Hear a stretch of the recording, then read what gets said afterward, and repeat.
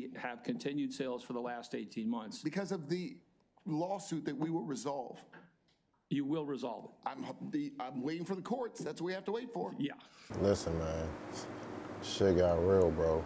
And I guess and I don't want to run this into the ground, but the reason that many of us here were offended by that is because when we were told about legalizing hemp, it's because we really wanted to make paper, shoes, the lining. It was never about any intoxicants. Nobody here voted for hemp to be an intoxicant. We were sold a bill of goods, and yes, we fell for that. So we're trying to still clean that up because that should have never been. That was not the intent of this body. So when they come up and now say, look, we've been doing something illegal for years, legalize it, why would I reward that? Why would I even think to step in, reward something when they knew what they were doing, they knew what they told us, and they knew what they did. And now they want to come and say, you know what, we've been doing wrong for all these years, reward us for it. That's a bridge too far, sir. I hear you. My question is, if it's too far, the cost then is that we have continued sales for the last. Now, I ain't gonna make no long drawn out video. I'm not gonna make y'all watch no long drawn out video of the testimonies. I'm not doing that today. We're gonna do a quick recap and then get some insight, man. Let y'all know how it kind of went yesterday. They had 3 cannabis bills up for debate.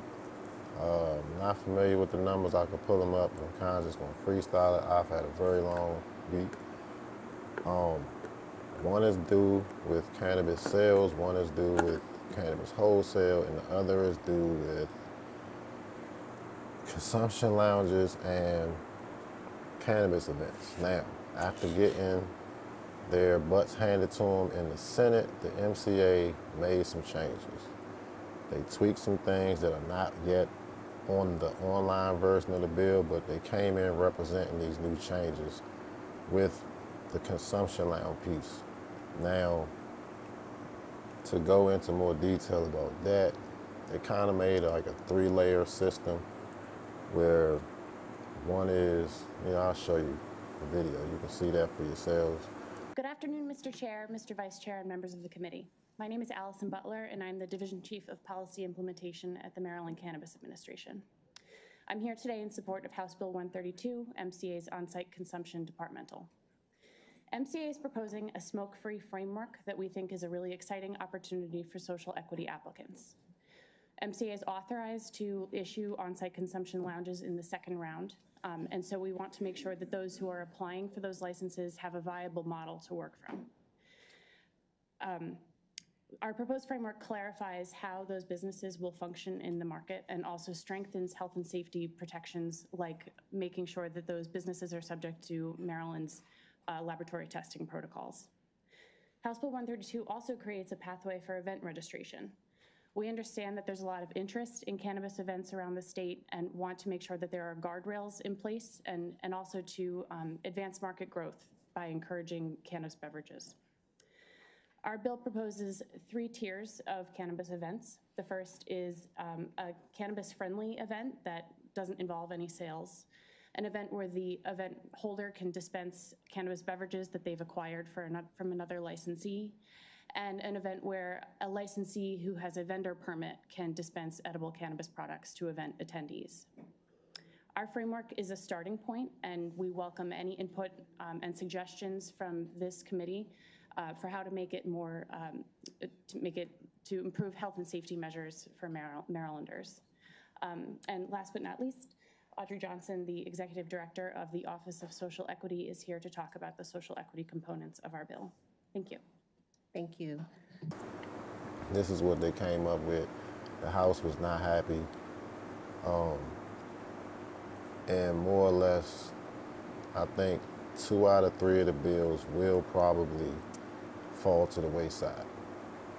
One of them, the cannabis sale, will more than likely go through because that's the bill that's going to allow them to enforce cannabis events, cannabis sales and whatnot. You know what I'm saying?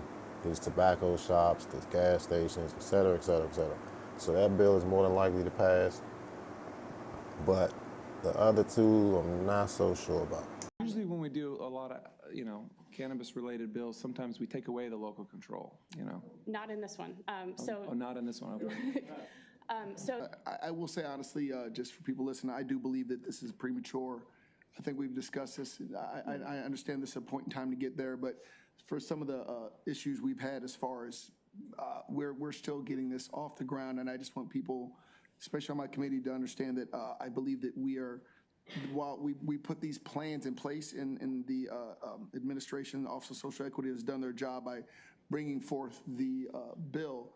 By no means do I feel like we're being forced to do anything, because I know that we have a lot of other things to resolve as far as the safety, who's going to inspect these facilities, if are there out-of-state people coming, there are a bunch of things I know that people are concerned with, and we're still having a hard time getting our social equity licenses placed, so I'm sure we would have a devil of the time getting on-site consumption placed. So before we jump too far, I believe that we're just laying this out as a general framework, i.e. a conversation for a later time.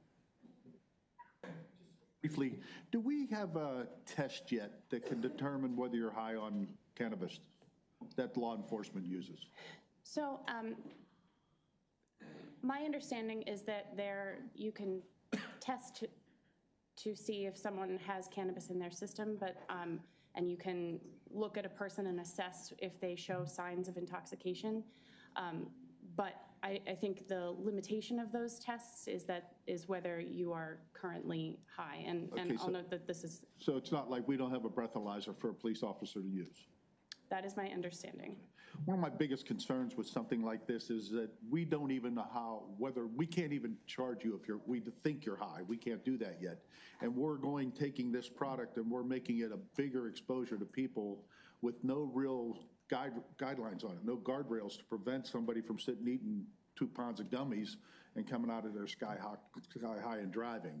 I'm not going to go through everything like I said, but more or less the reason why I believe these bills will not pass is because they're premature. And that's what we were saying the whole time. They got stuff they need to worry about now, and they're trying to make bills to get ahead of a trend that's not even relevant or active right now. You know what I'm saying? So the wholesale is an interstate commerce bill that's going to allow them to be a hub to sell Maryland mids across state lines. That bill is probably not going to pass because it's not federally legal. In order for a wholesale to go across state lines, it would have to be federally legal. So that bill is dependent on federal legalization. We got a new administration in. Not that either or any administration is interested in cannabis legalization. So that's just like a wishing on a dream type bill. You feel me? Now, the consumption lounge piece definitely probably won't pass because it's written in a manner that doesn't make sense to legislators who value public safety. And when I say that, I'm gonna play y'all some clips, but I'm gonna explain why. They didn't vote for cannabis. The people voted for cannabis. This isn't like Virginia where the legislators went in and legalized it and then announced it to their constituents. Marylanders voted overwhelmingly for legalization. But the legislators don't care about that. You can throw all the money in their face, et cetera, they're not really for it. So, with that being said, when you write a consumption lounge bill that is mostly written around edibles, and all of their horror stories leads people to believe that edibles have a longer onset time and they last longer. They affect different people differently. All of these types of things. You're trying to write a bill that's based around a consumption lounge that only features edibles. That's a safety hazard concern for legislators who are concerned about public health. And they voiced that various times today. I was supposed to go down there and testify in person, had some car issues, I wasn't able to make it. Had some good people down there holding the fort down. But ultimately, the House let it be known on multiple fronts that they are not in support of this bill. The good thing to take away from this outside of that is it's just a framework that shows the intention of the MCA. And another thing that was revealed in this hearing is the fact that there are fractions. There are multiple fractions within this cannabis game, so to speak. You got people who, you know, come from the black market that are now trying to side with the legal market like they have a place for them when they don't. And they're starting to find out slowly but surely how Maryland plans to implement and how they think about cannabis as a whole. Who cares about it, why they care about it, who doesn't, etc. So all of that's being exposed. You also have the legislators pointing the finger at the governor, saying that a lot of these things are not things that they wanted to implement. It's not in this bill, but there's a tax hike for cannabis in the budget. And they're asking to raise it from 9% to 15%. When you work the math and you look at that request, they're also asking to change the split from 50% to the general fund to 60% back to the cannabis. And I think my question is, if we're trying to make things safe, why is this bill, why giving them more enforcement, why is that a bad thing? And also, the tax that you were talking about, sir, just as an aside, that's not something we support. That's a goal that the governor has. That's not the goal of this body, because it was to keep it affordable, to let you know that. So this bill has nothing to do with those taxes. This bill, whether those taxes are passed or not, if this bill passes, they will be using current resources to do the enforcement. But please answer my question about the safety. That these are, you know, like the taxes are something that is the governor's agenda. It has nothing to do with the committee's agenda. It's just think about that shit for a second. And then you also have the MCA who is presenting these new bills for pretty much no reason at all. You know what I'm saying? You have them bringing forth bills that don't make sense from a business model or from a logical common sense model. I'm gonna be bluntly honest. They don't make sense at all. So they're looking at the committee, or the administration is looking at, but the committee is looking at the administration like, why are do y'all even know what y'all doing? And then you have the people looking at both parties like, what's really going on? Do any of y'all know what y'all doing? Obviously, we know they don't know what they're doing, but it just goes to show that there's more players in this game than was originally thought on the surface. You know what I'm talking about? There's a lot of snakes in the grass. There's a lot of stuff going on behind the scenes. They keep pushing. And I need to point this out. I'm about to wrap this up, because more or less that's the gist of the video. The House committee was not pleased with the consumption lounge cannabis event bill. The MCA more or less is trying to figure out a way to get money out of every aspect of this angle while making it seem like they care about the growth of the business, but they don't, because they don't write anything that makes sense for the growth of the business.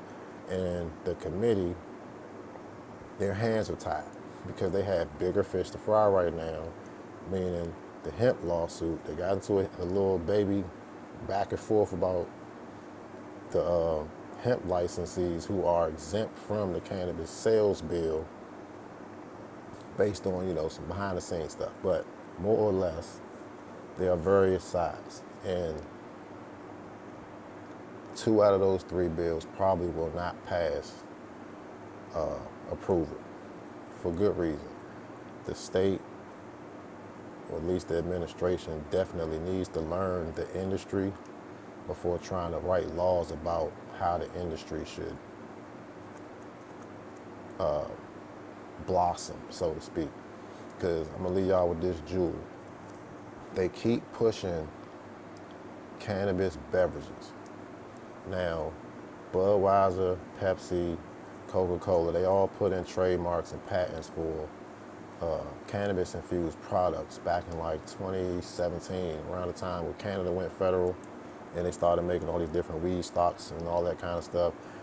Pepsi and then Budweiser joined in on that fray. They're just waiting for the time for it to go federally legal, so they're doing their R&D behind the scenes. But that's federal, that's not state. The state is lobbying very hard for cannabis beverages, especially at consumption lounges and cannabis events. And they'll say it's because of public safety and the Clean Air Act and all of that kind. That's all bullshit because there are ventilation companies that can ventilate a whole building so that there's no smoke in the air. You know what I'm saying? If they talk to people inside the cannabis community, they would know this type of shit, but they don't. But that's another story for another day. The point is, there's a company, somebody locally in the state of Maryland is lobbying very, very hard for cannabis beverages. And they said it specifically in this meeting. We're trying to, I forgot the words, I'll play the clip, but we're trying to basically mold and push the consumers into a different avenue. Reasons. I think the first is that we're hoping that this can push the market to diversify and create some new edible cannabis products, such as the cannabis beverages that we have sort of created a pathway for in this bill that are a lower dosage cannabis product. And then also we have concerns about how to get them away from consuming. We don't like the way they're consuming it. We want them to drink the beverages. You know, at the events, the vendors can buy beverages from the licensee and they can sell the beverage, or they can give the beverages away, or the event promoter can get beverages from these companies and they can give the beverages away. That's all they can do at the event is beverages in single servings. So just think about that. Who's behind the scenes lobbying for cannabis beverages that's trying to make monopoly, so to speak?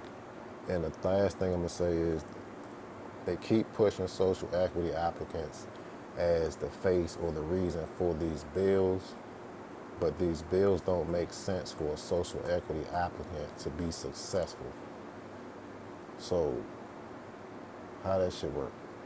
Talk to me nice, ain't about winning, don't talk to me twice. I don't play dice, I'll make a move on the board, it's precise. The fuck is the price?